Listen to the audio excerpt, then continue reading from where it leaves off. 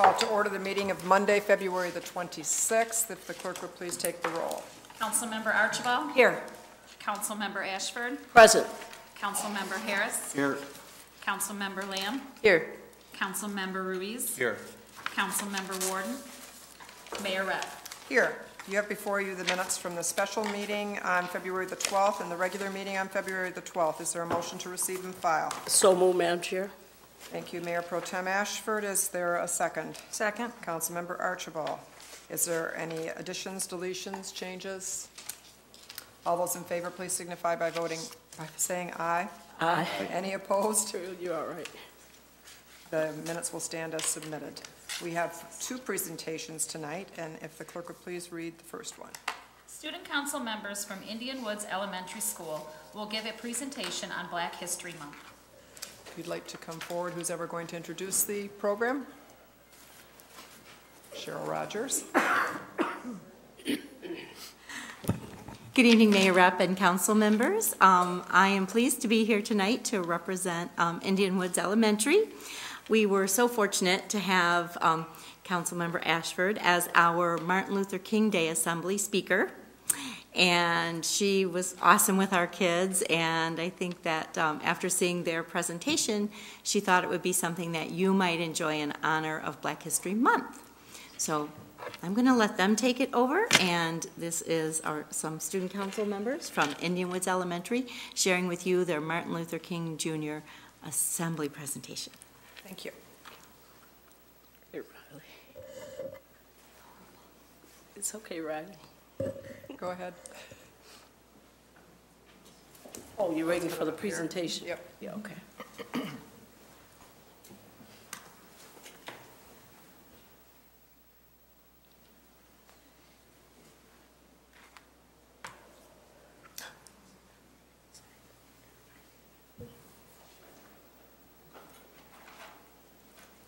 We don't have any commercials. Can't say we're breaking away for our 30-second timeout. Right. Yeah. He's working on it.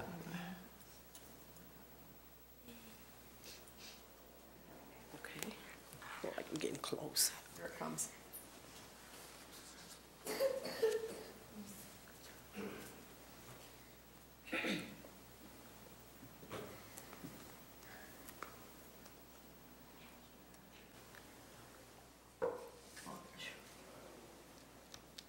A Day of Remembrance presented by Indian Woods Student Council members Riley Thompson, Kenny Thomas, Laura Hannon, Nick Gornack, and Parker Quinn. Martin Luther King Jr. Day. Who was this man? He was many things: a husband, a social activist, a friend, Baptist minister, a father, and a peacemaker. Let's start with a brief history of this incredible man. He was born on January 15, 1929 in Atlanta, Georgia. He was the son of a Baptist preacher, he was a good student, and he was the middle of 3 children. He attended Morehouse College. He became a preacher, but segregation was the custom and the law. Martin wanted to change the law so everyone could be treated equally.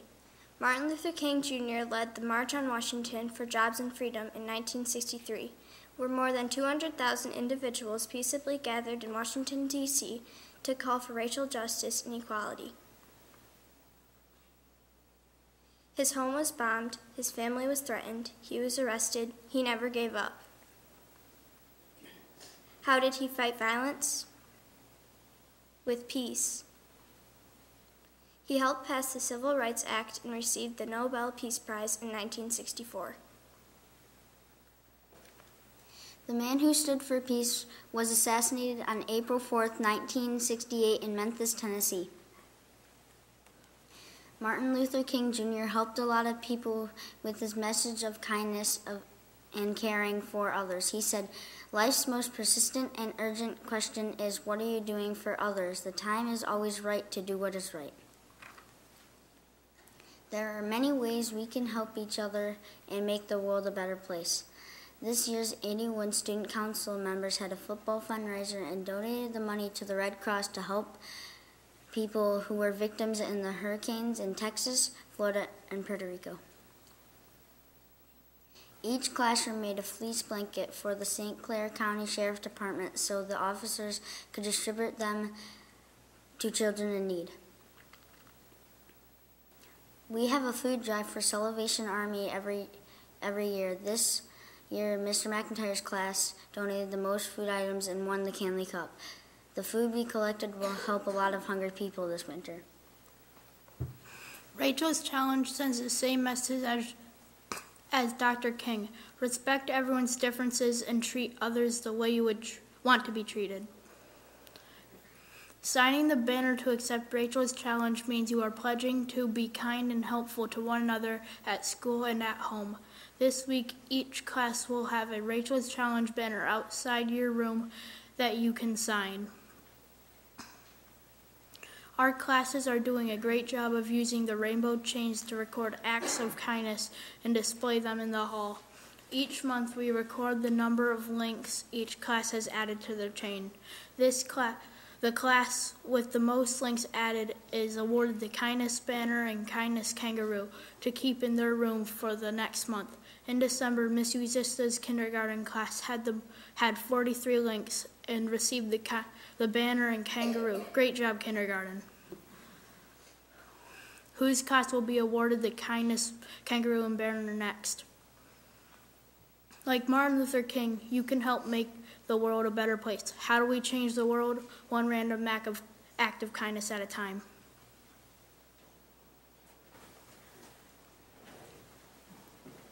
We believe in you. We know Indianwood students are kind and caring. Go Scouts! Go Scouts!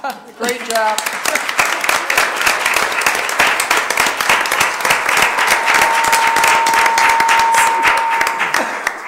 Don't run away yet. Come back up to the microphone. I have certificates for all of you.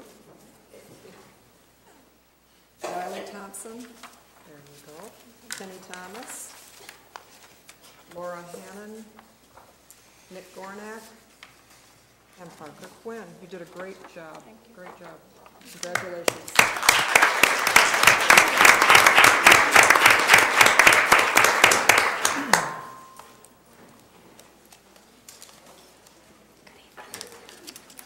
Okay, you can wait a second and we'll go on with presentation number 2. And I don't know if I see Kevin here. I'm way that's next.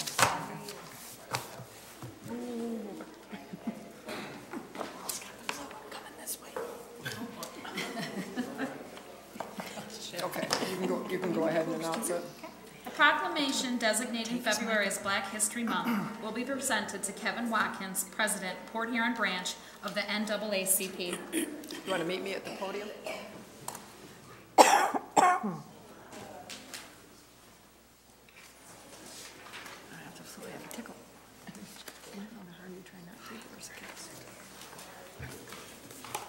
Put this up a little bit now, I guess.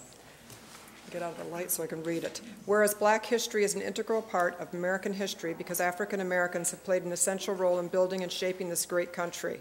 And whereas Black History Month is celebrated each February, and throughout Black History Month we recognize the extraordinary achievements and acknowledge the many contributions African Americans have made in our nation, our state, and our city. And whereas as a result of their determination, hard work, intelligence, and perseverance, African Americans have made valuable and lasting contributions to the city of Port Huron and the state of Michigan, achieving exceptional success in all aspects of society, including business, education, politics, science, the arts, and much more.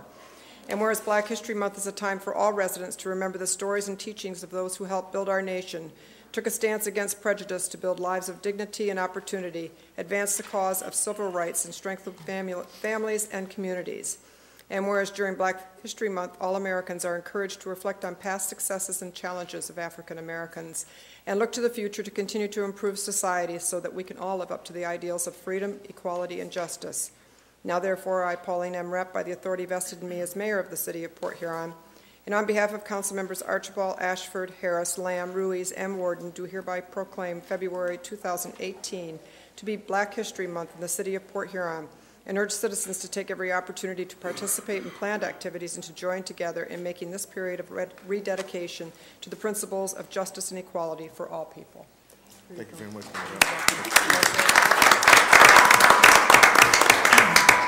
Mayor Rep, Mayor Pro Tem, City Manager, and distinguished City Council members, well, thank you very much for this proclamation. It's very important that we look at those groups and cultures of this country that had great contributions for America. We know that it's important for people to remember that people came to America as a melting pot of different cultures from different parts of the world. And it's important that we celebrate each group of individuals that come here and what their participation or what their contributions is for this country to make it a great country. With Black History Month, so many Black Americans have done great things for this country that it takes at least a month to honor that.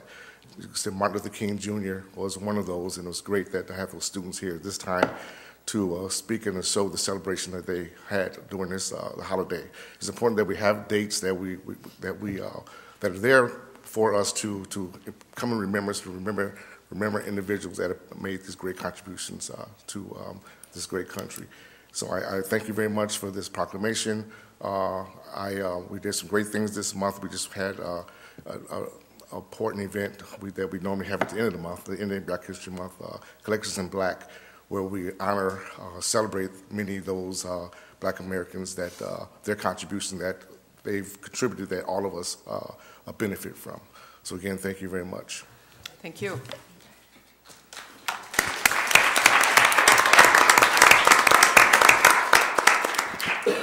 If I could, yes. Just to follow up, I've always admired the fact that the Port Huron School District has not been such a district that had the day off, Martin Luther King's birthday.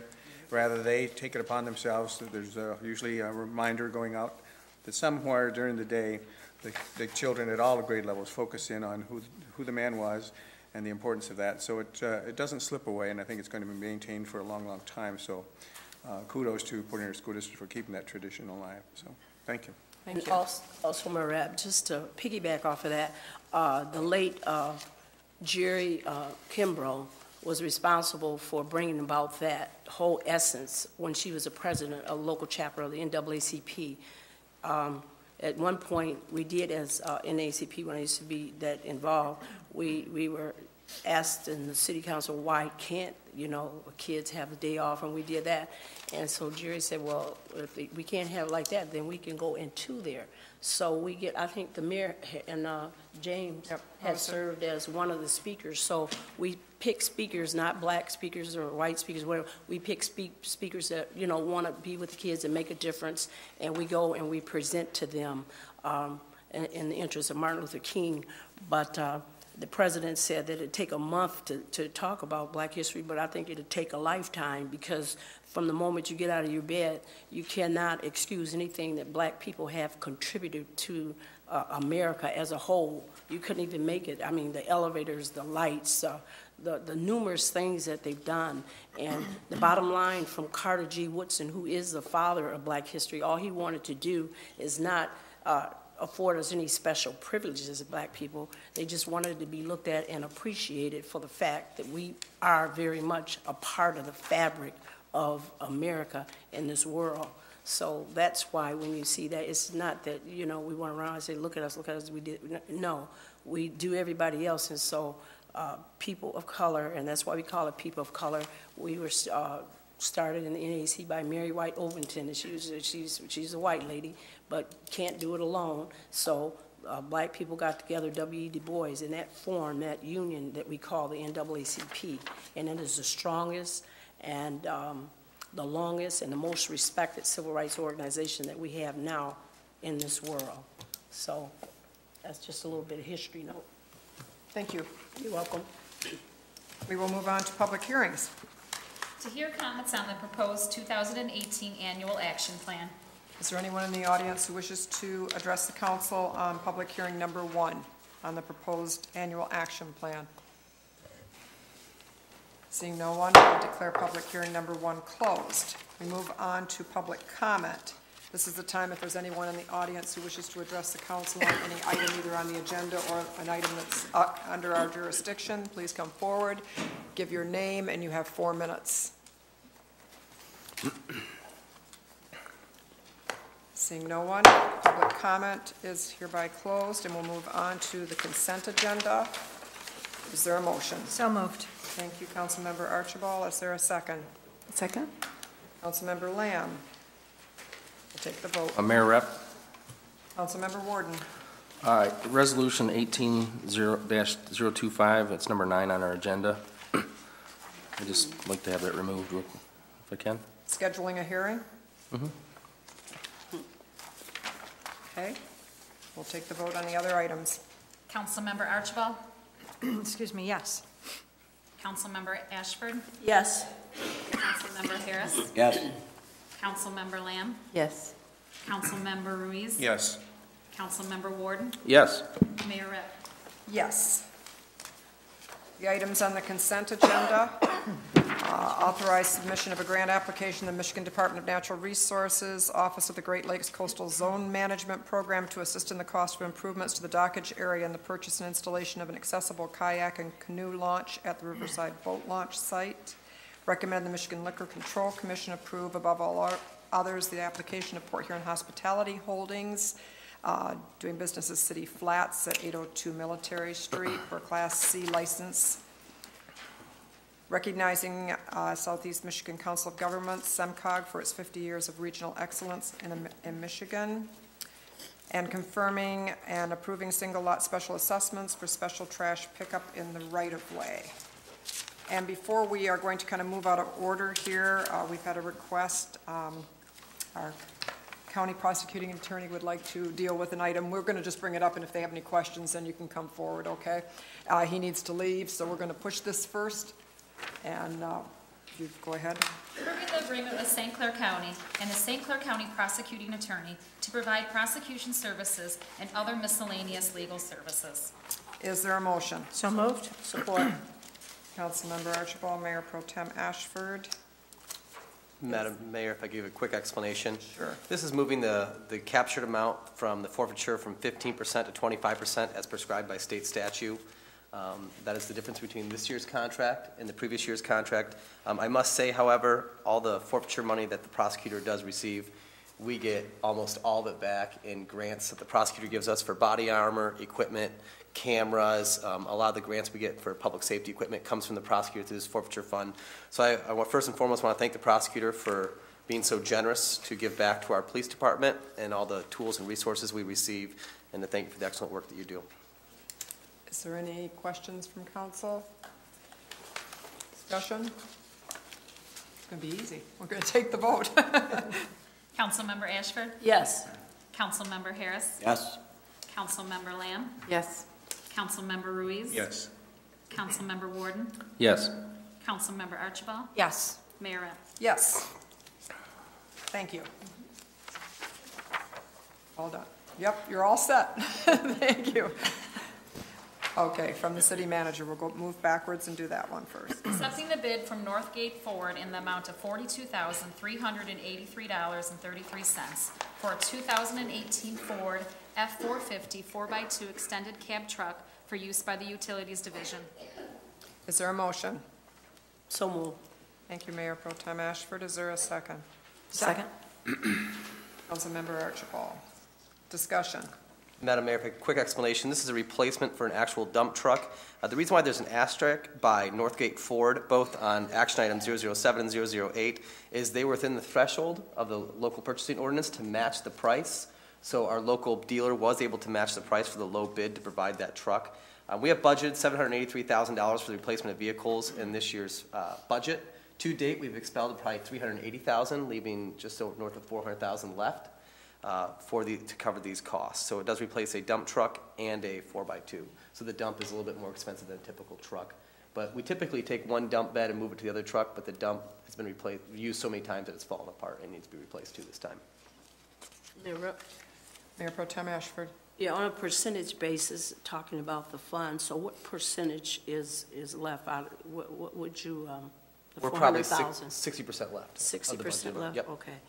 And then number 2 is that the asterisk, when it says the bid was qualified under Section 2797, and the preference for that. And with that preference, when you're bidding, how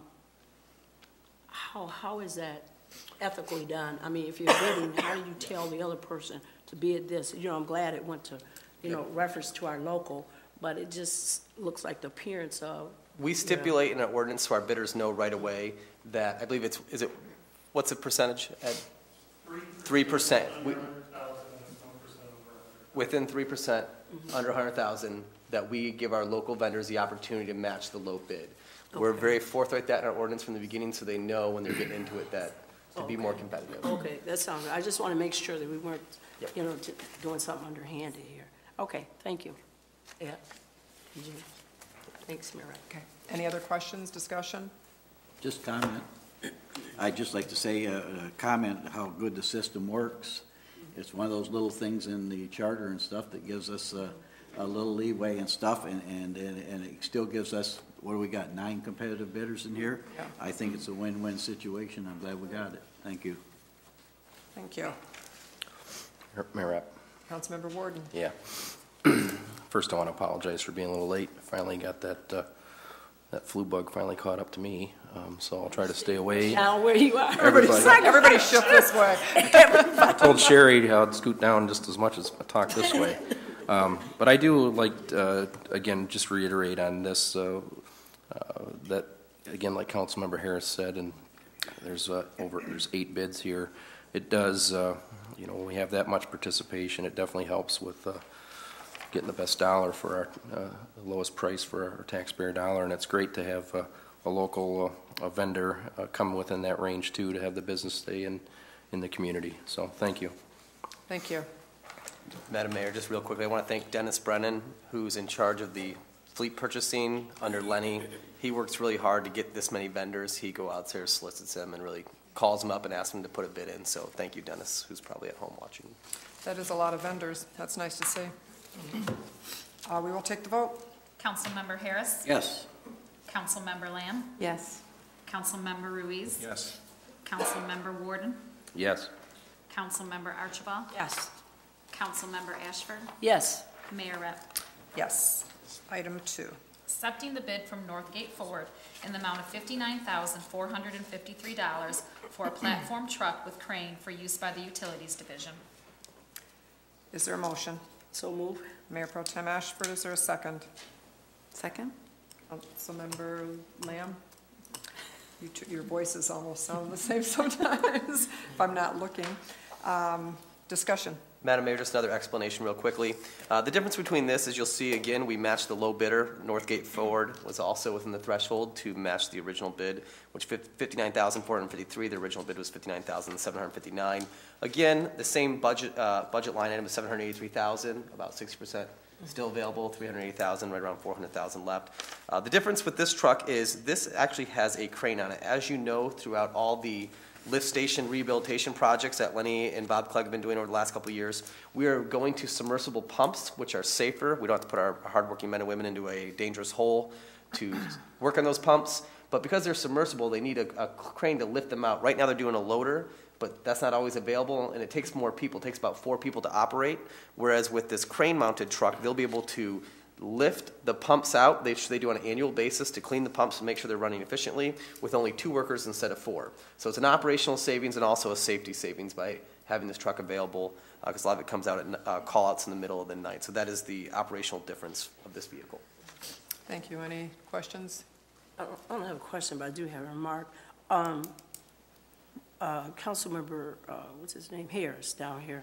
I know he used to have a lot of angst about, doing business locally and everything. And this is the first time that the management, our city management, have put this before us as MO in this bid. This is your first time. And before you open your mouth, what are you trying to wait till I finish? All right, but anyway, so if it's not the first time, it's in a big way. It's really good because you're keeping business here locally, and we all feel like that. But I think Councilmember Harris really had, a bad nights on that. And I think I just want to tell you that you do, in effect, listen to us you know, and you move forth appropriately, and I just hope you continue that. And if we're wrong, let us know, but if in any way that you can make it better by doing business smart, then you should continue to do that. Absolutely. We've probably used the local preferencing on probably a dozen projects in the last 3 years. Some are not just vehicle purchases, but they're concrete, they're whatever it may be. We try to do the best as possible. But we also, when a local bidder loses out, it's because we do want to be fair with all the bidders. If they're not within that threshold, we gotta, make sure that people are getting a square game when they bid in the city. So thank you for that, and thank you, Ken, for keeping us accountable. Yeah, could I ask one question though? Yep. It jogged my memory, and I couldn't go back and find it today, but does this replace the used vehicle that we had in the budget for a large amount of money with a crane? No, this replaces, that was the bucket truck. This is replacing a van that doesn't have a crane available to it. So there's a utility van right now. This will replace the utility van. Okay, thank you. Yeah. Any other discussion? That's on the second page, yeah. Mayor Rep. Yes, Councilmember Warden. Yeah, I just we keep beating this, but it's I like to see and continue on at 9 bids, but also for protection of our employees and safety of our employees to be able to have something with this crane or platform truck with crane on it. I think that was a pretty good I guess pursuit. So I do appreciate that. Thank you. Thank you. Any other discussion? We'll take the vote. Councilmember Lamb? Yes. Councilmember Ruiz? Yes. Councilmember Warden? Yes. Councilmember Archibald? Yes. Councilmember Ashford? Yes. Councilmember Harris? Yes. Mayor Rep. Yes. Item 3, please. Accepting the bid from C&L Asphalt Paving in the amount of $6,500 for the Little Sprouts Nature Play and Type Track at Palmer Park Recreation Center to be paid for using grant funds received from the National Recreation and Park Association grant. Is there a motion? So moved. Councilmember Archibald, is there a second? Second. Councilmember Ruiz, is there discussion? Madam Mayor, this is the third time, probably the second or third time this project's come before you. Nancy presented this project, I believe, the original time when they applied for the grant and then accepted the grant. This is facilitating that track at Palmer Park where you can ride tricycles on it and other such. Okay. Oh, the Yep. surrounding. Oh, okay. Thank you. Is there any discussion? Mayor Rep. Councilmember Warden? Thank you. Just, again, great hard work by the Parks and Rec Department. Once you got a grant that was awarded to you now, just so the people out there know, it's $2,000 less because of our bidding process for the next lowest bid for this, for implementing this. So, again, just outstanding. Keep up the good work. Thank you. Thank you. Any other discussion?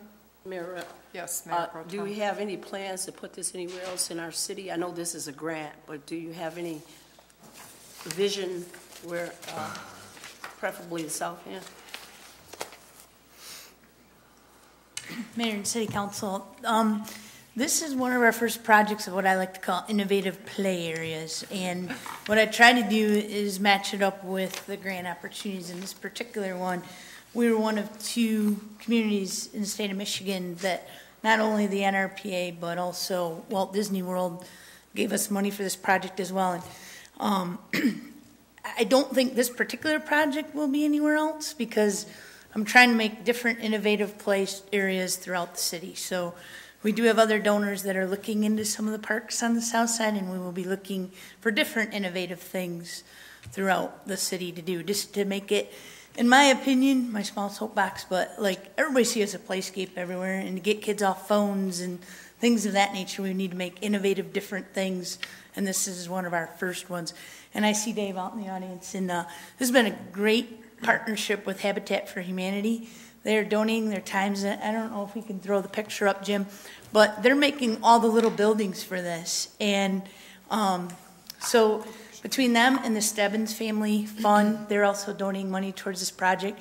We've had a lot of real interest. So to answer your question, not this particular one, but we'll be looking for other innovative play areas that match up with grant opportunities to do throughout the city. So we just thought Palmer Park was a good spot for this because we do run our day camps and different programs there that matched up well with this particular opportunity, but stay tuned, because there's a lot going through my. Well, just for your information, I wasn't referencing a Oh, I'm sorry. duplicate. For your information, the question is that, do we have any vision of putting anything, I was just talking about the walkway, not per se this. You know, I'm not into tick for tat, but Yeah. I am into standardization, core things that can be, you know, applicable to the parks themselves. You know, everybody uses a track and a round and all these other little stuff you're talking about. I wasn't even thinking about that. No, so I like you to keep that in mind, that would, somewhere out there, that would be most helpful, you know, in that community. Yeah, and this, just to clarify, this is not like a walking track. This is a tricycle track.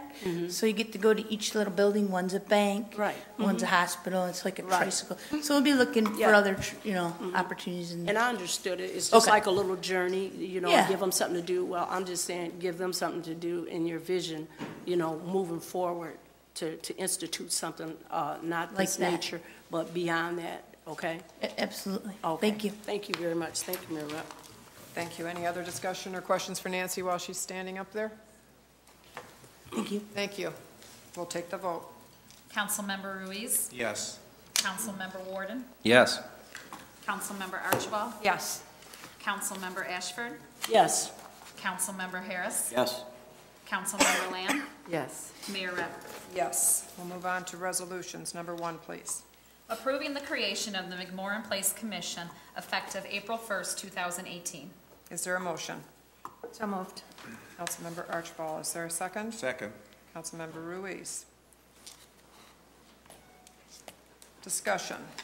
This is something, obviously, that we discussed at our last special meeting prior to the council meeting quite extensively, and this is the same resolution that was before you that evening, that everybody had the opportunity, and I gathered the consensus was to move forward with this. Obviously, the McMorran board, as it is right now, the authority expires at the end of March, which is why this would be effective after it expires. It would be April the 1st. And there were 3 choices that were before. Obviously, the one is either just let it expire or to continue that. This is the option that would change it, so that's what's before you this evening. And if there's any discussion, further discussion, other than what we had that day, and Mayor Rep. Councilmember I'll be real brief, you know. I still kind of stand in my position that I'd rather see a McMorran authority than I would the commission, and it'll probably affect my vote tonight.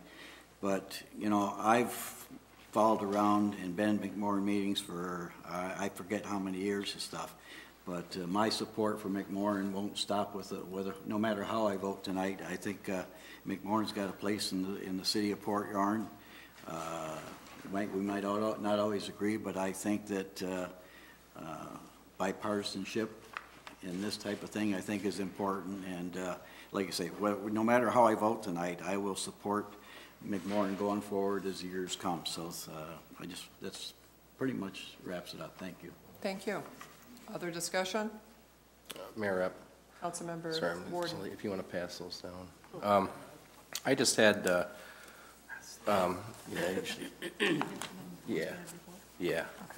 I just put together, and I had some stuff just regarding just the process of this, and my thought from the beginning, and reading into the agreement that currently stands for the McMorran Municipal Corporation, you know, really thought long and hard about the forefathers that put that agreement together, and that over time, upon reviewing that agreement, they made sure that the legal corporation, it's a separate legal municipal corporation, and it actually directly was responsible solely for the 6 city council members and the mayor, for us to have 100% involvement, sole authorization to kind of protect that building and what happens with that going forward. And the concerns, I just put together a couple other things. Just the process here is, I think the initial thing is that I wish that we would have had and allowed all of us as city council members and the mayor us as a group to be able to be involved in all the discussions, whether, as I know it's previously mentioned about wrangling cats or herding cats, for McMorran Board. I just, the initial meeting was November 7th or November 1st, and then I thought the extension there on November 27th, I suggested and asked to make sure hopefully we could all have some real direct input in some of those meetings that you and Councilmember Archibald had with the city department there. So I do feel that maybe with only 2 input in those meetings that might have potentially missed a few things that we might have been able to contribute to for the people that our experience and what we represent. I had some particular concerns, I guess, with what is happening here is this potential creation of the McMorran Commission. That's just one part of it. The other part is actually the dissolving or terminating or not letting the legal corporation continue, which I think is something that I really wish we would have been able to. I don't see any reason why we couldn't keep the corporation legally separate and maintaining it there and still do some of the operational changes and adjustments to the board, and especially with the day-to-day management now with the city parks and rec. It's outstanding, and it has nothing to do with how outstanding they're doing in the future. I just look out for some of the potential legal protections. My concerns I did have, there was an agreement that currently had that the McMorran Corporation itself had full authority for controlling the north and south parking lots and all the stuff going on with the grounds of that facility. And I'm concerned about that not being, with this being dissolved and changing the kind of the form of this, that might not still be there. I also, great neighbors that we have, St. Clair Community College, love to have them in town. It's there. They just acquired the pavilion. But I did just recently go and look at their master plan, and again, I included those in the pages there. The St. Clair County Master Plan still has the red dotted lines around the McMorran Main, McMorran Theater, and both parking lots north and south for potential expansion. So knowing that that's there, I would like to give the people of Port Huron, the people that we represent in the city, just the best possible I guess, defense or voice for future on that great facility.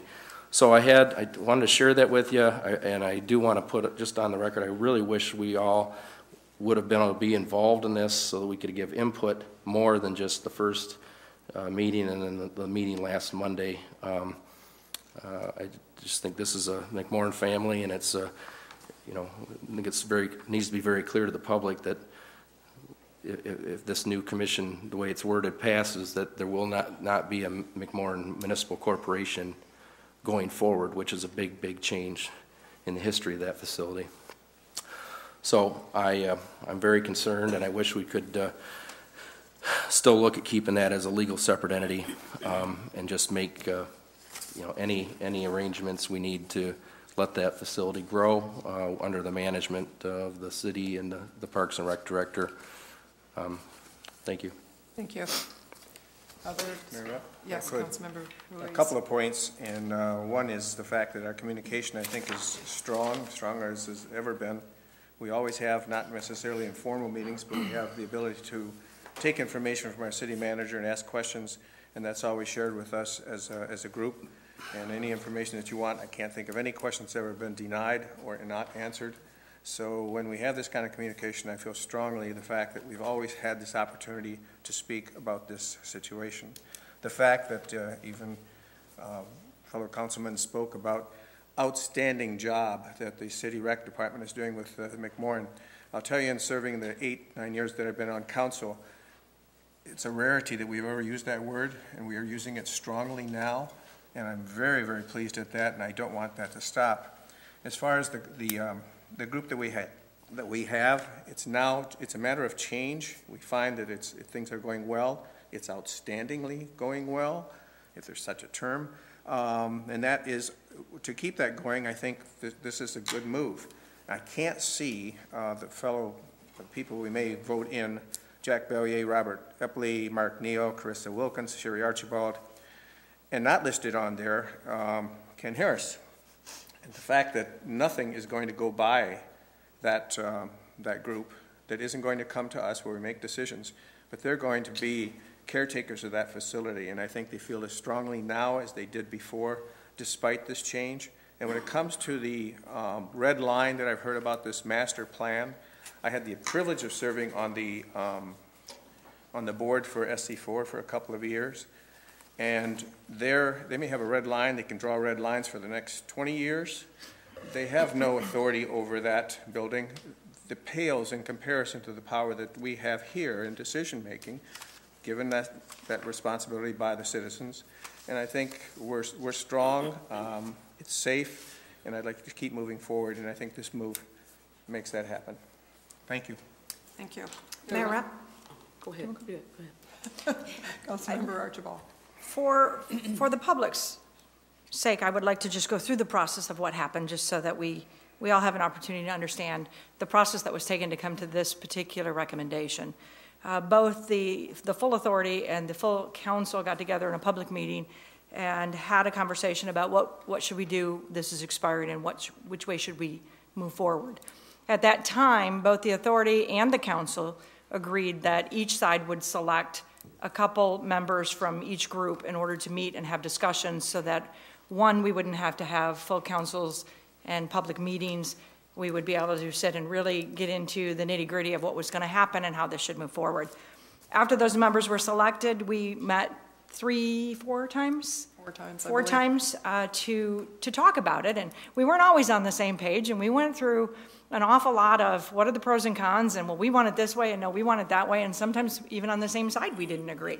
But in the end, we ironed it all out. We talked to legal counsel, and we came up with 3 proposals, 3 opportunities. We listed all the pros and cons of all of those, and then we had a final meeting and made a decision of what did we recommend to the 2 boards.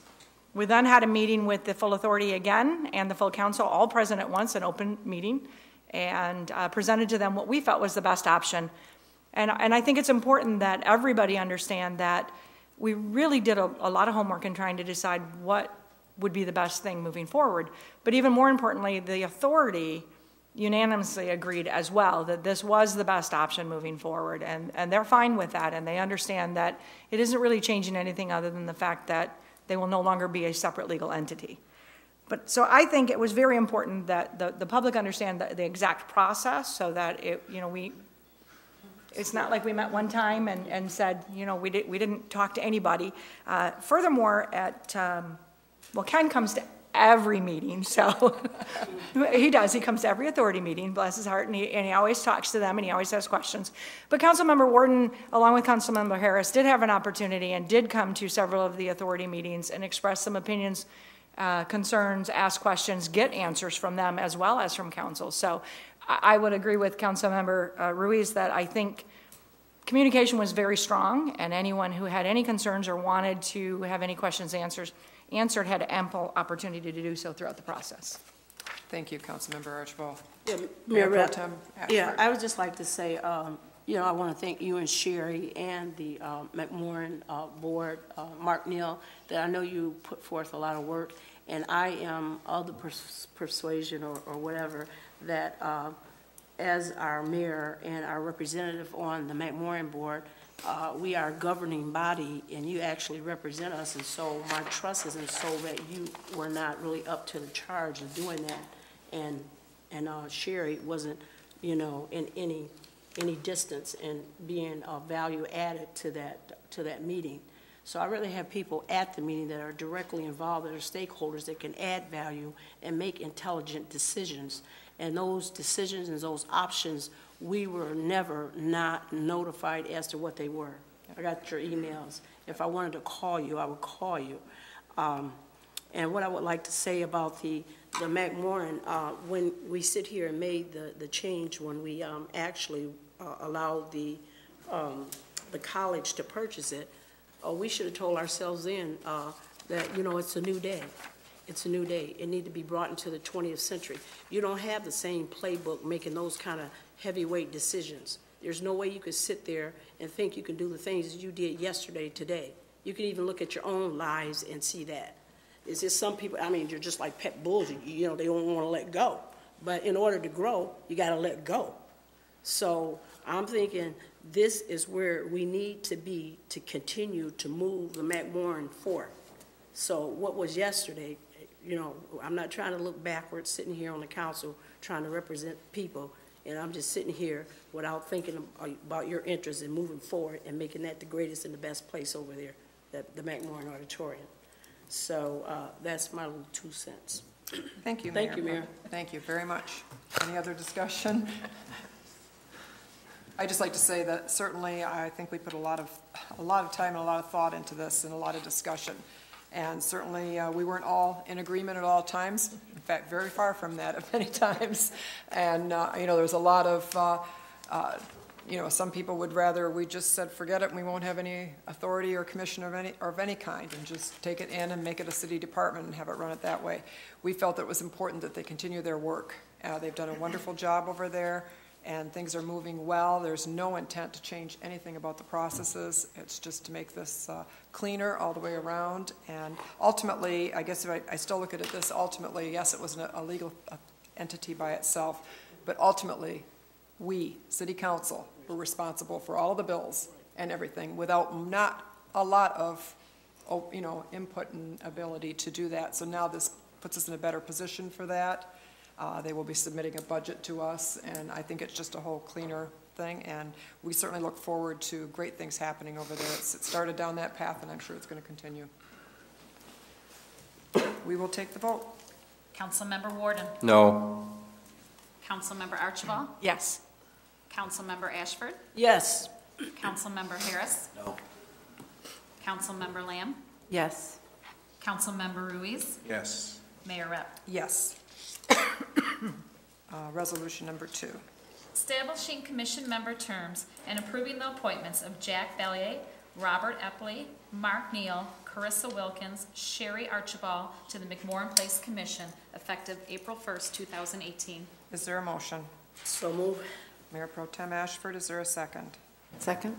Councilmember Lamb, is there any discussion on? Mayor Rep, Yes. I just like to compliment the people that are on the agenda here, even though in the back of my mind, I'd like to see a larger board, but, you know, you've got some really good people on this McMorran board. Jack Bellier's in charge of the major project over at Port Huron Hospital. Bob Epley's just been a real trooper when I wanted to share information or whatever it was, or opinion on about McMorran. Mark Neal's always been there. Carissa's been good at bringing money to McMorran and stuff like that. And Sherry's been a conscientious person there. You know, it's kind of, they all got their own little badge of honor and stuff, and whatever happens then the next year is on their shoulders and stuff, and I know, like say what happens, they're probably going to come back to council if there's any major moves and stuff, but I think all these people are asset to the city of Port Huron and McMorran, so they got my endorsement. I agree with you. Any other discussion? Mayor Rep. Councilmember Warden. Again, I appreciate the Jack Bellier, Mr. Epley, Bob Epley, and Mark Neal, Chris Wilkins, and Sherry Archibald for putting themselves up here to be appointed to this new commission. I have in the past, and I still am a big believer, that we really should have a more diverse, expanded, more board members involved to give more input, many successful things in our community, both from the theater side, the arts side, and then of course the arena. There's many stakeholders, and again, I'm going to put this there that I think for the future, and I think we should have more board members, or on that commission, I'm sorry, more commission members that reflect at least some of the different users on there, and also to have a little more diversity. So those are my comments. Thank you.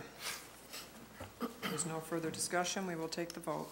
Before we take Before we take the vote, Sherry, can you expound on that diversity piece, how that will surface within this in the commission? Certainly.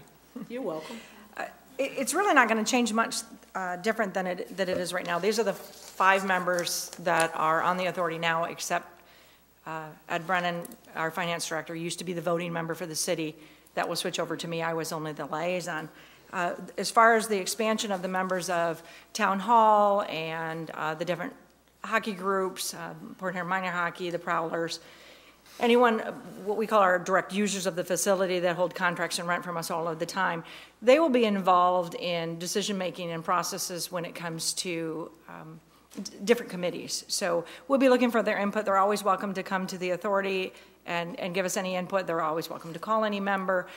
But in the past, staff have talked about difficulties when they are voting members because they tend to have one agenda. And that agenda is whatever helps me in hockey if I'm the hockey person, or whatever helps me as the arena or the theater if I'm the theater person, or if I'm the town hall person. So it became very difficult to sit around in a room with that many people and try to come to a decision of anything if everyone has their own idea. And of course, hockey wants to keep the price down for hockey, so they want to charge everybody else more money. So the decision of the authority was we would prefer to keep it smaller as far as the voting members go, but include them in the decision-making process of things such as capital improvements, fundraising campaigns, those types of things, improvements to the building, social events and things that happen that way. So they have a lot of input, but they would not be an actual voting member. And so that is kind of what the existing authority, prior to me being a voting member, because I'm technically not yet, but that's what the authority's decision was, is they felt a smaller authority making the actual vote was a much more prudent way to go, and we would include them through committees. And Mayor and Council, and I just wanted to let the people know that they are in fact included. Yes. And this is what you call the core part of that being the commission, and it would be oversight that way. So thank you so much, Sherry. Thank you, Mayor. You are welcome. We will take the vote. Councilmember Archibald? Yes. Councilmember Ashford? Yes. Councilmember Harris? Yes. Councilmember Lamb? Yes. Councilmember Ruiz? Yes. Councilmember Warden? No. Mayor Rep? Yes. And before we move on, I'd like to thank Ed Brennan for the years that he's served on the authority. So thank you very much.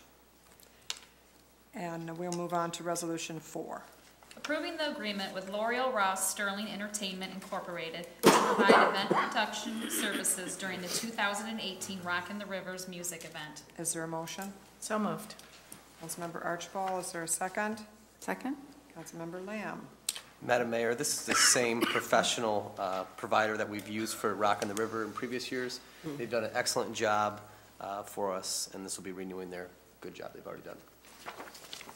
Thank you. Any discussion? Mayor Rep, Yes, Councilmember Harris. just one good comment. I really don't know how this company stays in business for what the low charges that they do for us. If you come down here on a Thursday and watch the process of them setting up and then taking down and stuff, and they do it 4 or 5 weeks in a row, and they're doing it for $2,000 a shot, I just think it's phenomenal. I'd like to say I don't know how they do it, but it's great. But we're glad that they do.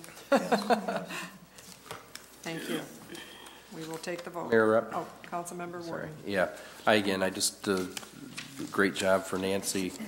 And to have, this type of a contract be sourced, and those are very, very enjoyable, just wonderful things we have right downtown Port Huron in the middle of summer, and the turnout, I know we had some weather issues this last year, which, of course, had to ran it into the McMorran. I think McMorran there, which is kind of nice and close. But yeah, it's outstanding. I just want to say thank you again to this, bringing in with a looks like a very, very competitive cost for those four concert events. Thank you. Thanks. We will take the vote. Councilmember Ashford? Yes. Councilmember Harris? Yes. Councilmember Lamb? Yes. Councilmember Ruiz? Yes. Councilmember Warden? Yes. Councilmember Archibald? Yes. Mayor Rep? Yes. I don't know what it says for us, but we've got several sleeping children in the audience. And they're adorable. And a few department heads.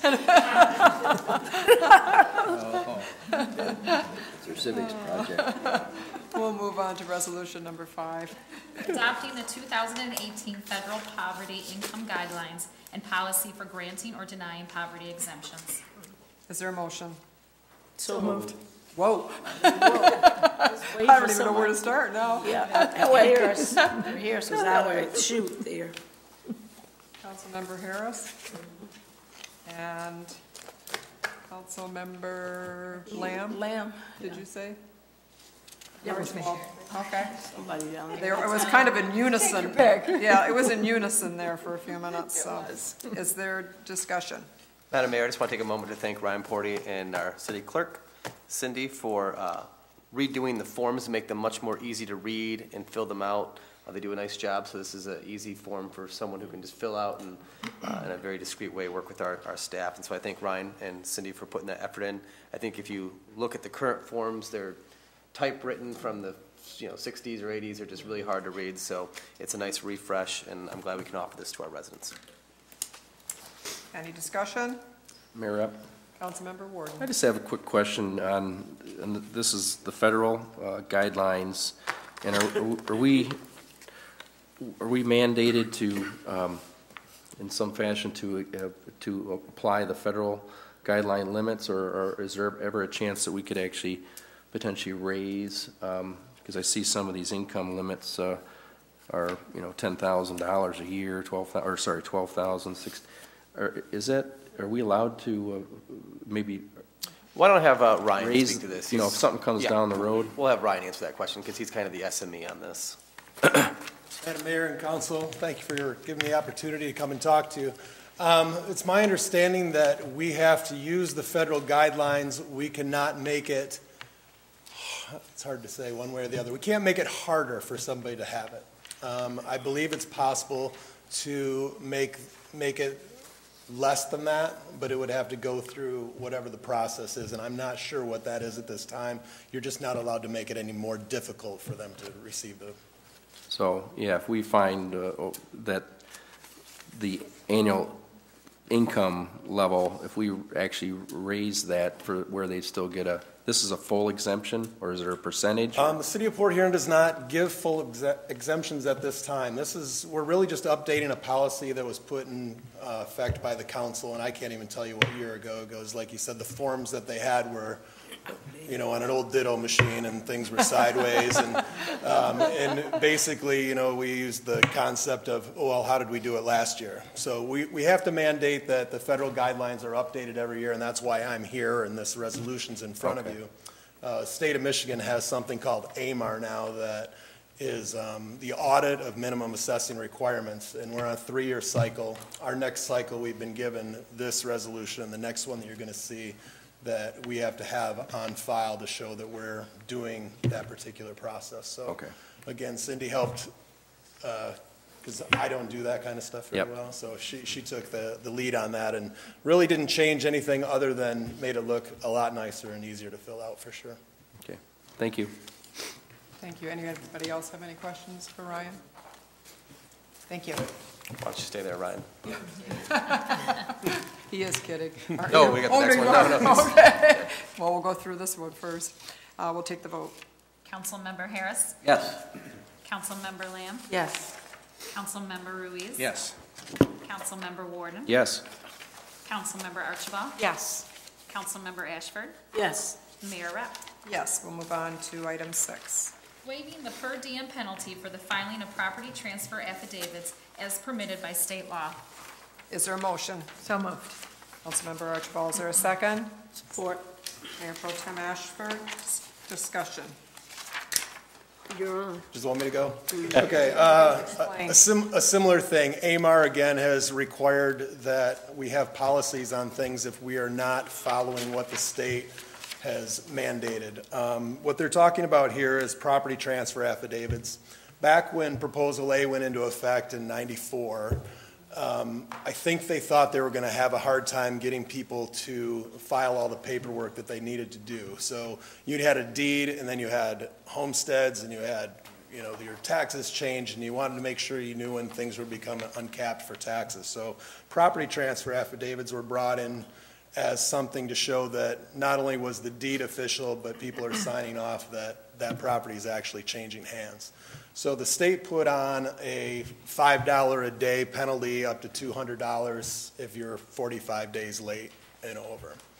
In the 15 years I've been here, the city of Port Huron has never collected it. It's never been an issue in our office. I think at any particular time we probably have 95% of these filled out just as the deed comes in, because it's one of the pieces of paper that you file at closing. The St. Clair County Assessors Association had a survey to see who was doing this. There was only one community in St. Clair County that was officially collecting these fees. And the time and effort to go into collecting a $5 fee that you can't even put on their taxes later if they don't pay it, there's no way to really, it's kind of like we can do it, but you can't really enforce it. So that being said, we have to have a policy. The council has to vote on it to say that we know that it's there, but we're not going to collect it. Again, I don't think it's an issue that ever comes up. If somebody doesn't turn one in, somebody in our office sends them a letter and they send it in pretty much within a week. So we're just looking for you to make it official, so when my AMAR comes through, it's one of the boxes I can check off that we're doing correctly. So it is what you do right now, you just want it in writing, basically? Yeah, we're doing it, and like I said, there's only one community that's actually officially collecting them. 15 communities said they're not, and they're doing the same thing I'm doing right now. Okay. Any questions? Mayor? Councilmember Warden. This is our our assessor here, head of the department, and such a knowledgeable, rarely we get to see here, so I appreciate you coming here and getting the policies and procedures and explaining what we need to know here. So thank you. Anything from anyone else? We'll take the vote. Thank you. Thank you. Councilmember Lamb? Yes. Councilmember Ruiz? Yes. Councilmember Warden? Yes. Councilmember Archibald? Yes. Councilmember Ashford? Yes. Councilmember Harris? Yes. Mayor Rep? Yes. We'll move on to resolution number 9. Approving the scheduling of a public hearing for March 12, 2018, to hear comments from citizens on several proposed grant applications through the Michigan Department of Natural Resources, including the Michigan National Resource Trust Fund, the Recreation Passport Grant Fund, and the Land and Water Conservation Fund, for financial assistance with improvement projects at Palmer Park and the McMorran Entertainment Center Plaza. Is there a motion? So moved. Councilmember Archibald, is there a second? Second. Councilmember Harris. Discussion. Mayor Rep, Councilmember Warden. why I asked for it just to removed off the agenda, because it is scheduled. I just had a question on these proposed grants will be, I just saw it says McMorran Entertainment Center Plaza and Palmer Park. Are they gonna, do we already have some indication, are we gonna have some indication of exactly what the different grants, or did we already, for what they're trying to go for on all these? We can send out a synopsis of what all the different grant apps are. Typically on an annual basis, our grant writing team will essentially swing at any grant that's open out there with a relatively rough plan and schematics of what we'd like to do. It often changes towards the final end of it. We also use significant funding sources from a local, whether it be philanthropy, donors, sponsors, to cover the matches. So I can send you a synopsis out if you'd like. Well, I'm just saying for the public, for a public hearing to be prepared. Specifically. Yeah, scheduling for the public hearing. They're going to know what they're coming to make comments on, or yeah, absolutely. Are they going to say, hey, we really would like you to try to go after this? Yeah, at the public hearing, we'll have a synopsis on each one. Okay, thank you. Any other discussion? We will take the vote. Councilmember Ruiz? Yes. Councilmember Warden? Yes. Councilmember Archibald? Yes. Councilmember Ashford? Yes. Councilmember Harris? Yes. Councilmember Lamb? Yes. Mayor Rep? Yes. Item 12. Authorizing the transfer of the McMorran Civic Center Authority liquor license to the City of Port Huron. Is there a motion? So moved. Mayor Pro Tem Ashford, is there a second? Support. Councilmember Ruiz. Discussion. Can we, Mayor Rep, Councilmember Warden. can we have a little more info on the process and what potential restrictions there may be transferring it over to the city of Port Huron versus where it currently stands? Yeah, currently the McMorran Civic Authority, which is going to expire now at March 31st. Therefore, we will begin the process of transferring the liquor license from the McMorran Civic Authority to the city of Port Huron, which will deploy the commission and control the facility. Besides the day-to-day operation, nothing will change. The permit license and the license for what it offers will not change. Nothing will change except it'll say the city of Port Huron and not the McMorran Civic Authority. So will it be for the grounds over there, that whole Yeah, when I mean nothing area? changes, nothing's changing except the name on the badge. So the use of that liquor license can it be used away from the McMorran Just as it is now, just as it is now, nothing's changing in the use. Sometimes we can use it at Kiefer Park for Rock on the River if we apply for an off-site permit through McMorran, Okay. Which will now be through the city. So again, nothing's changing than McMorran's use typically. Yeah, I just was wondering if there's going to be a benefit of being able to, instead of having to individually. It goes for to some the of the site. other ones. It goes to the site. So the liquor license is attached to the facility, not to just the city in general. So I Okay. can't open up a mini bar here. I have to be not opposed to it, but it has to be to site. So the McMorran complex is the site which the liquor license will be attached to. So north and south parking lots still all included in that? Anything attached to the site, correct? Yep. Thank you. Thank you. Any other discussion? We'll take the vote. Councilmember Warden, No. Councilmember Archibald. Yes. Councilmember Ashford, Yes. Councilmember Harris, Yes. Councilmember Lamb, Yes. Councilmember Ruiz, Yes. Mayor Rep. Yes. That concludes the agenda.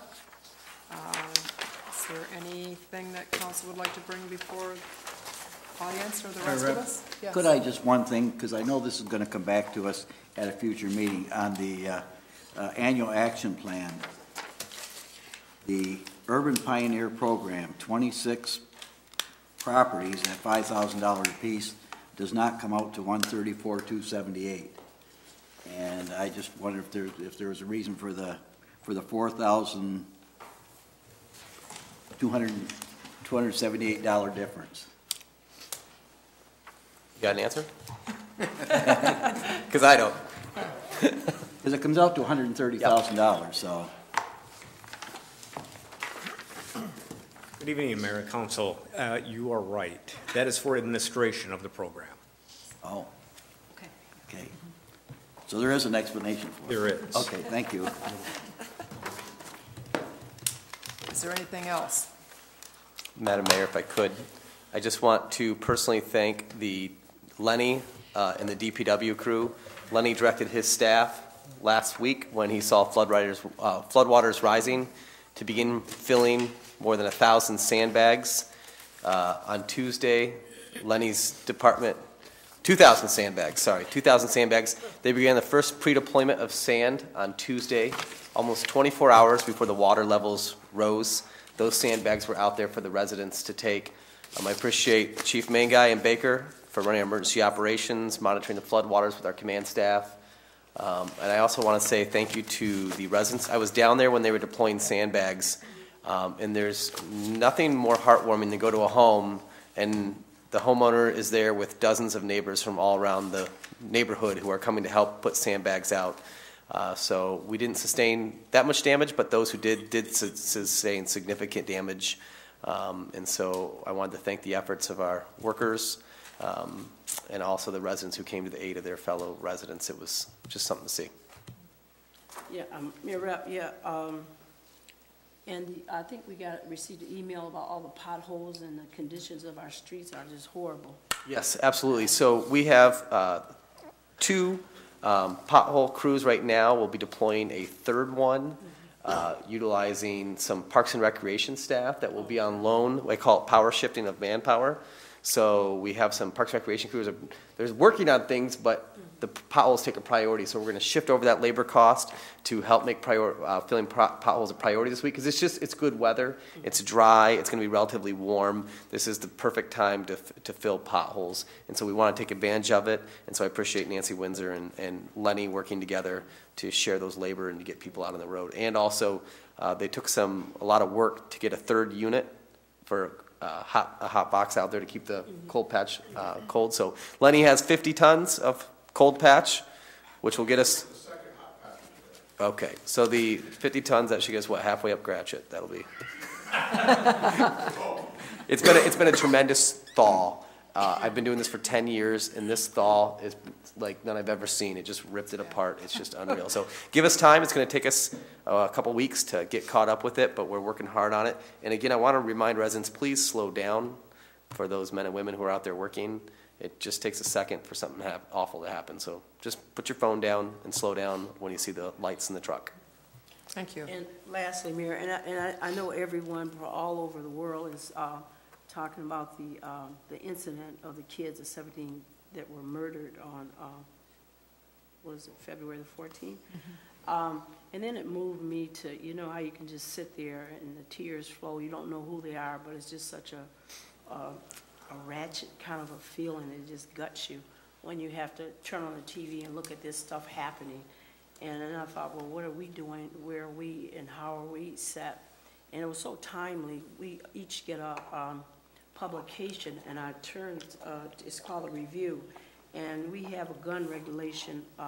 We have a Senate Bill 584 and 586 that will allow people to carry concealed loaded handguns of Michigan elementary, middle, and high school on the premises, and that's Senate Bill 586. And Senate Bill 584 would allow people to carry concealed loaded handguns into college classrooms and dormitories, sports arena, bars, and other locations throughout the state. And with that, the current, how we are fixed now is that it is against the law, according to the MCL 750-23-4, that's just Michigan Standard Attitude, that's just a number that's given to them. The guns are depository financial institutions. You can't have guns there. Church, house of religion, worship, and we already know from Charleston that didn't work. Courthouses, we already know there's stuff there. Theaters, we already know Columbine, that did it. Sports arenas, daycare centers, hospitals, and establishments licensed under the Michigan Liquor Control Act. And the reason I'm just bringing this up is that, you know, it's kind of remiss that we're here, we're your leaders, and if nobody is talking, saying nothing, going home to your kitchens, or, oh, did you hear about it in the grocery store? You know, what can you do? You know what, you can do a whole lot. You can write your congressmen, your people up there. You know, they're just doing stuff, we don't even know what they're doing. And these two bills that I mentioned are pending bills. You know, I don't know if you want these kids that will sleep going to school with teachers with guns on their hips or whatever, but I know I don't want to turn any schoolroom into no, you know, shootout or whatever. You know, I think that we are a progressive nation, and we ought to, you know, the people we elect ought to sit down and do a little bit more thinking than what they're doing, instead of reacting to things the way they're doing. And we are, like I said, it's peerless times, and that means, again, peerless, that we don't know where these answers are, where we're going. But we just have to put on the brakes and stop and try to make the difference we can in the spots that we are. You can pick up a pencil, you can pick up a pen, you can put pressure on those. They don't know everything. People still getting killed. And the only reason this was written because the guy shot up those people in Las Vegas. And now here we're, you know, just swamped with those 17 kids. You know, just think to yourself, put yourself in those parents' shoes. They woke up and their kids went to school, and they're not even coming home. You know, we just need to stop and think and try to treat each other with a little bit more respect here, and put some work behind this and love one another. Those kids here today, take every opportunity, the kids sitting out there, whether you sleep or not, take every opportunity you can, seize the moment, and try to build something, some love, and just some encouragement in these kids. And not just kids, in each of us. Because some of us ain't playing with a full deck. I didn't mean to say that, but whatever. So, but anyway, I didn't want to get on a soapbox, but I didn't want to come here tonight and not in some way communicate, the harsh feelings, that horrible act caused for all of us. It wasn't just there. When things happen like that in America, it happens right in your home too. You don't have the bodies, but you have Port Huron High School, you have Port Huron Northern, you have Cleveland School, you have Indian Woods, you have the same thing, and nobody's saying that it can't happen here. But the best thing you can do is be prepared, and another thing you could do is be proactive. Thank you. Thank you. Madam Mayor, if I could just quickly add to that, just to the council and the residents know, I'm not going to go in means and methods, but our police department actively trains with the Port Huron schools through a whole host of contingency methods, prevention. They do ALICE training for active shooter training with the schools. Chief Baker and his command staff have met with school officials within the last week like they review all the time their plans for contingency plans, but to do a much more in-depth look at what are some things we could do differently. I have been working with Chief Baker and the superintendent of schools. We will be bringing you a proposal for some additional resources within our schools, probably within the next 60 days. So you can expect to see that from us.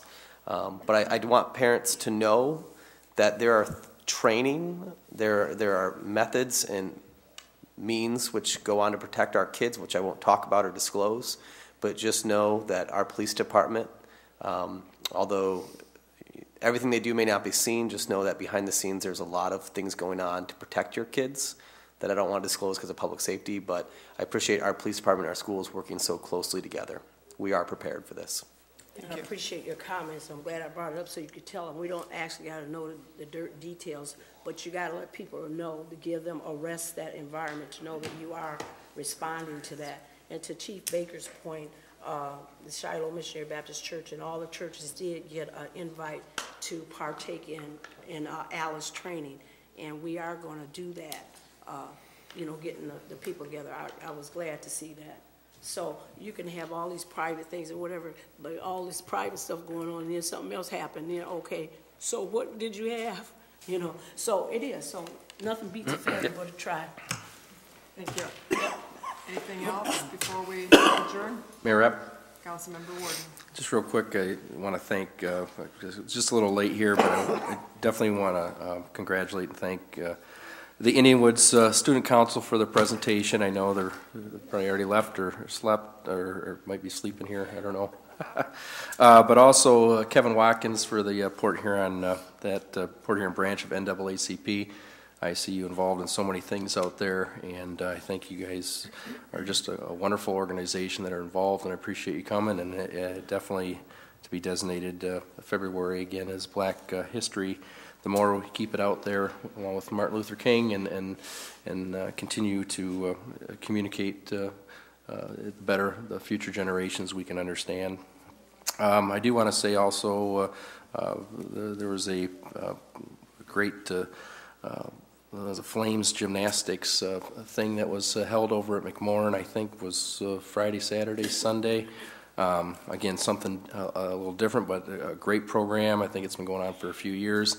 But they had people in from all over, from Canada, from the state of Michigan, and these kids were just dedicated and showing off their competition skills from very, very young ages all the way up. And I thought, man, I did stop out there for 2 hours on Saturday, and I was quite impressed that again, that use of the facilities, not just for hockey or for theater, they used both the whole. So, and a reminder coming up pretty soon, I think it's not too far away, is going to be the city of Port Huron, the St. Patrick's Parade and so like that. I think, is that the 10th? The 10th, yeah. So we're coming up pretty quick. Again, and the sunlight's out a little brighter now, so we're on the home stretch for a good weather here in Port Huron. Thank you. If there's not anything else, is there a motion? So moved. Thank you. I didn't even get it out, but thank you. Meeting adjourned. That.